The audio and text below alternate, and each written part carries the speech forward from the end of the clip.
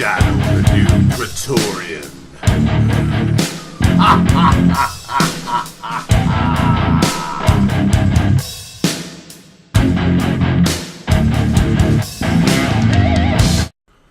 The piece under scrutiny today comes from Bloomberg Politics and really has the ogre's back hair up.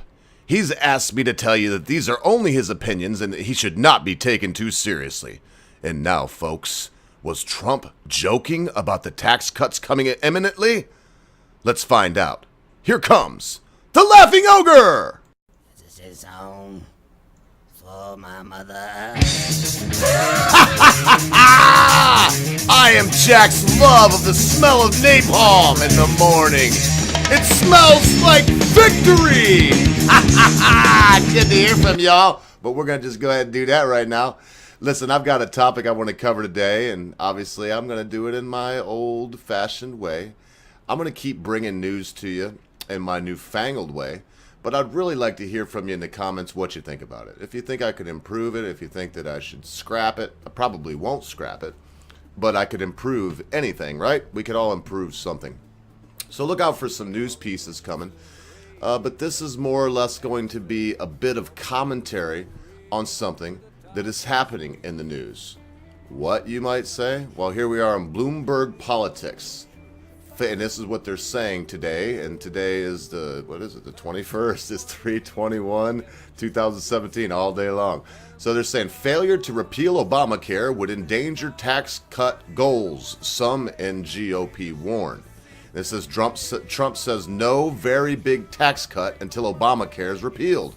Obstacles seen remaining after House leaders tweak health bill. Listen, repeal and replace, tweaking the bill, it doesn't sound like what I heard. And yesterday I did a nice piece, maybe it was the day before, I did a nice piece about, it was Sunday, about, Trump saying he's going to slash these taxes and what he did to the deficit, took $100 million off the deficit in his first 2 months as opposed to Obama adding $400 billion to it. So I've got to keep my eye on this guy. For anyone that thinks I lean right or I lean left, you don't know me very well. Pay attention when I'm talking and you'll see I don't lean anyway. I'm an anarcho-capitalist. There's other ways to say it, but look up the word anarchy and you'll see that it has been allocated, it has been abused, and it's been twisted to mean something that it does not, because now there's two definitions, and then the second bullet point is really what it means, an absence of government. It's from a Latin and a Greek word, a combination of... Look it up. I'm not going to belabor this with some boring entomology class. For those of you who don't know, the study of the origin of words. So let me just play this for a second. Listen to this. And look, underneath here it says, the GOP alternative to Obamacare explained. Be wary when I'm trying to explain something, Lucy. Be aware that these people are now drifting off away from the land, I should say, of news and into the realm of opinion politics. So let me hit this. It's an unbelievably complex subject. Nobody knew that healthcare could be so complicated. President Donald Trump and the Republican-controlled Congress rolled in on day one with an imperative to repeal and replace the Affordable Care Act, or as the rest of us call it, Obamacare. 45 days into the new administration, House Republicans took their first stab at a new healthcare plan. They're calling it the American Health Care Act. This is the American Health Care Act. Or the world's greatest healthcare plan of 2017.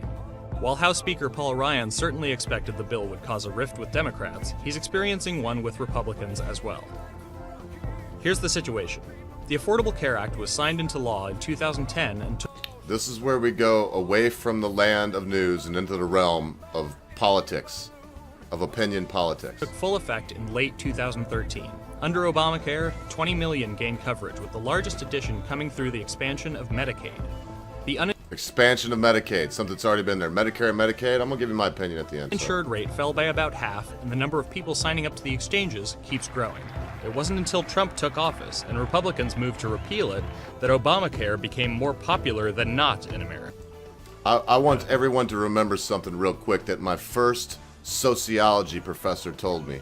This was one of the first things she said in her class in Sociology 211. And it was this: there are liars, damn liars, and statistics. And she didn't say statisticians because she was a statistician. But the same thing could be said. There's liars, there's damn liars, and there's statisticians. So when you see these numbers, remember any number, because I said, hey, these numbers don't lie before, but remember, I'm bringing you my opinion here, people, even in my news pieces. I'm unapologetic about that. So when you start seeing the graphs, pay attention. They might try to pull a fast one on you. But to many conservatives, Ryan's AHCA is looking less like repeal and replace and more like repeal and revise. As expected, the bill keeps the popular under 26 provision and pre-existing conditions policy. Certain Republicans, though, are livid that it continues giving tax credits to make insurance more affordable, although they would be based on age instead of income, and that AHCA leaves the Medicaid expansion in place through 2020. Democrats object to any Medicaid rollback and say that the change on tax credits would put coverage out of reach for poorer people. Millions of Americans don't like what they see. The granddaddy measure of them all, though, is the repeal of Obamacare's least popular provision, the individual mandate. But we're doing away with this Obamacare penalty. I mean, it's just this tax has been such a burden on many Americans. Here's the argument. A main pillar of Obamacare, the individual mandate requires every individual, sick and healthy alike, to have qualifying health coverage or face a tax penalty. The AHCA would do away with the individual mandate and replace it with continuous coverage rules. People can choose not to buy insurance, instead paying higher premiums if they need it later. We are in the midst of a rescue mission to save the families who are getting caught up in the death spiral that has become Obamacare. By eliminating the individual mandate, however, this could truly produce the very death spiral in healthcare that many Republicans fear. An insurance death spiral is when the healthiest people are permitted to drop out, they leave behind a slightly sicker population that's more expensive to care for. Insurers raise premiums, which forces out the next tier of healthy people, making the remaining insured population even sicker, and so on. The nonpartisan Congressional Budget Office doesn't predict a death spiral, but still estimates that 24 million Americans would lose health insurance within a decade, but would trim $337 billion from the deficit during that time. Many obstacles remain to the passage of AHCA. Trump has urged wayward conservatives and moderates in his party to get in line for what is sure to be a bitter fight for approval. It's a complicated process, but actually it's very simple. It's called good health care. Now I'm going to editorialize a little bit, because you heard what they said, they would shave off $380 billion, isn't that what he just said? But some people, listen, it ain't my business if you're uninsured. I'm sorry. Does that sound harsh to you? It's reality. It's not my job to pay for your insurance. It's your job. It's your job to think about it while you're yet young. No one has an obligation. There is no obligatory, I need to take care of you. It's the obligatory, you need to take care of you. You need to think now about the fact that you may get into a car accident and be devastated and the insurance ain't going to cover it for the car. You need to realize that you could get some funky cancer when you're 28 to anytime. You could have some disease. If you smoke, you get COPD. All of these things could happen. You don't know when. You don't know how. The best thing for you to do, folks, is to do what I've been doing since I was quite young. And that is to pay a substantial amount of your check to health insurance to ensure that if you get sick, you don't have to, and all this Obamacare has done is taken mine. I've talked about it before. 90-10 coverage is what we had. My wife is a healthcare professional. I drove truck for a while. I do other things. Right now, we use her insurance because if I had to just as a business owner buy it, it would be horrific. Obamacare, what we pay right now, if we paid the same, in Obamacare, it would be 40-60. They cover 60%. I pay 40%. If you've ever had a hospital bill, that's not insurance. That's making sure you're a debtor for life, folks.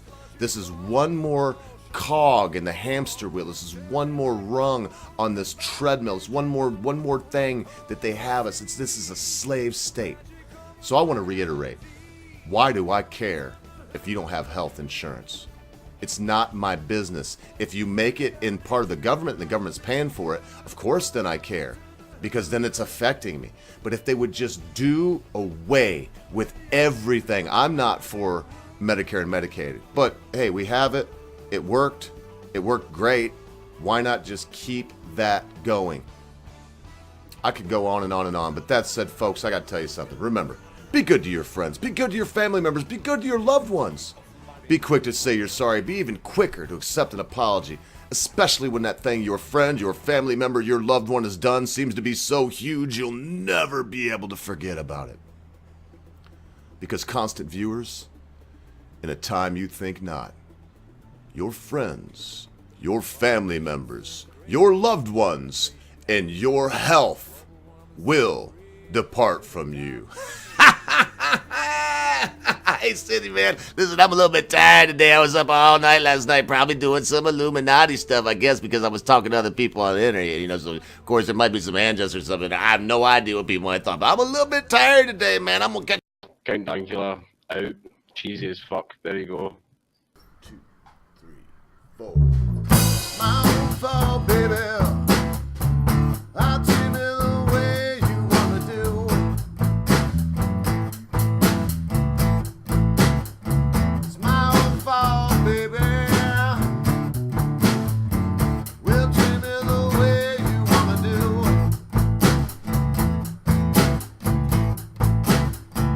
'Cause at the time you loved me, woman, at that very time I would